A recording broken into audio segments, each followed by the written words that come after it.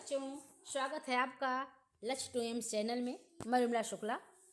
आज आप सभी को जो सूरदास के पद यूपी बोर्ड के 10th में है, उसका 2 पद मैं कल आपको बताई थी, आप उससे अवगत हो गए हैं। आज मैं आपको तीसरा और चौथा पद बताऊंगी। तो समय को बर्बाद न करते हुए सीधे सीधे हम विषय वस्तु पर आते हैं। किलकत कान घुटुरुअनि आवत, मणिमय कनक नंद के आगन, पिंब पकर बिह धावत। कबहु निरख हरिया पुछाह को, कर शो पकरन चाहत। किलक हसत राजत दोई दतिया, पुनि पुनि तेई अवगाहत। कनक भूमि पर कर पग छाया, यह उपमाइक राजत।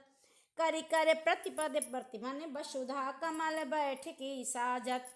बाल दशा सुख निरख जसोदा, पुनि पुनि नंद बुलावत।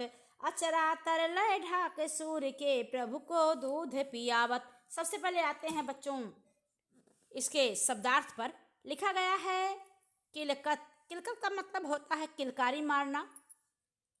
फिर आता है घुटरुअन, घुटनों के बल चलना। आता है मणिमय। मणिमय का मतलब होता है मणि से युक्त, मणियों से युक्त। कनक माना स्वर्ण, बिंब माने परछाई, पकड़ बिह माने पकड़ने के लिए, धावत माने दौड़ते हैं, निरख माने देखना। आप चाह अपने प्रतिबिंब को, कर हाथ से, पकड़ माने पकड़ना। राजत, राजत का मतलब होता है सुशोभित। किलक माने खिलखिलाना। फिर है दतिया, छोटे छोटे दांत, पुनि पुनि बार बार। अवगाहत माने दिखलाना, राजत सजाना, निरख माने निहारना, असला माने आंचल, तर माने नीचे। आते हैं बच्चों प्रसंग पर। प्रस्तुत पद्यांश में वात्सल रस के सम्राट कवि सूरदास जी ने मणियुक्त आंगन में घुटनों के बल चलते हुए बालक श्री कृष्ण की शोभा का अद्भुत वर्णन किया है। तो क्या किया है देखते हैं। किलकत कान घुटुरुअनि आवति। कवि सूरदास जी कहते हैं कि श्री कृष्ण की बाल, कवि सूरदास जी श्री कृष्ण की बाल दशा का वर्णन करते हुए कहते हैं कि बालक कृष्ण किलकारी मारते हुए घुटनों के बल चले आ रहे हैं। मणिमय कनक नंद के आगन, बिंब पकर बिह धावत। नंद द्वारा बनाए मणियों से युक्त आंगन में श्री कृष्ण अपनी परछाई देख कर उसे पकड़ने के लिए दौड़ने लगते हैं। कबहु निरख हरि आप छाह को।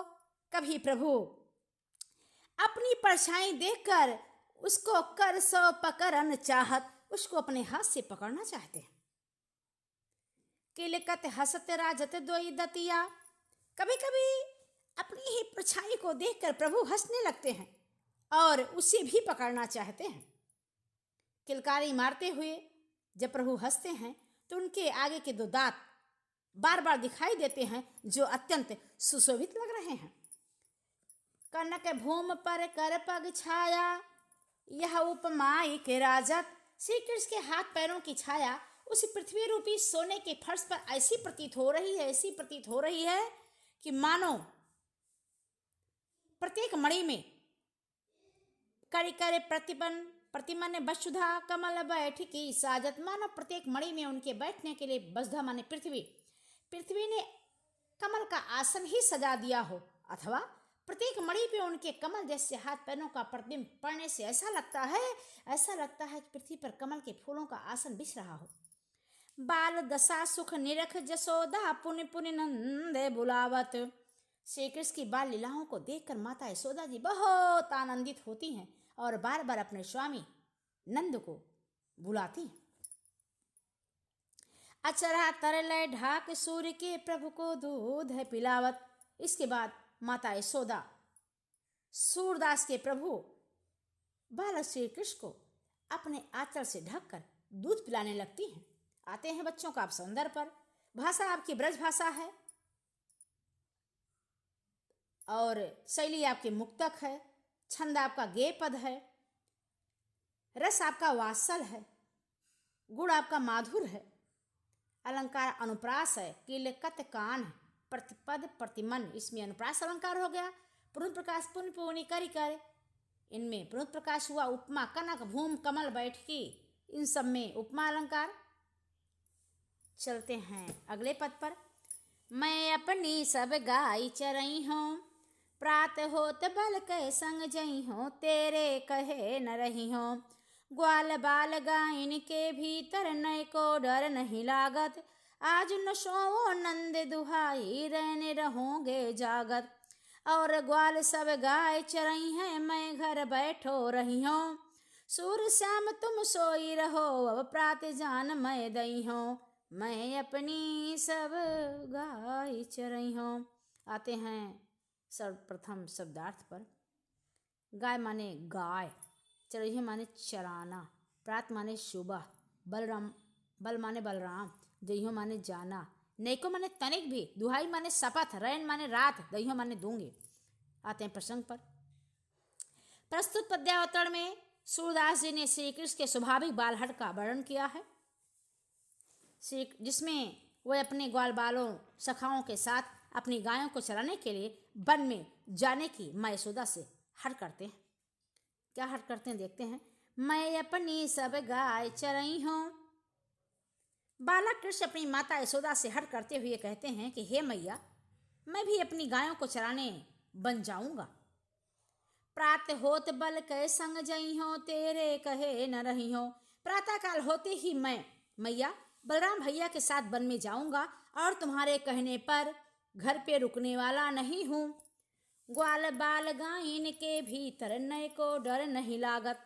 जानती नहीं हो मैया, क्योंकि वन में ग्वाल सखाओं के साथ रहते हुए मुझे जरा सा भी डर नहीं लगता है। आज न सोओ नंद दुहाई, रहने रहोगे जागत। आज मैं नंद बाबा की कसम खाकर कहता हूं कि मैं आज रात सारी रात सोने वाला नहीं हूं, रात भर मैं आज जागता रहूंगा।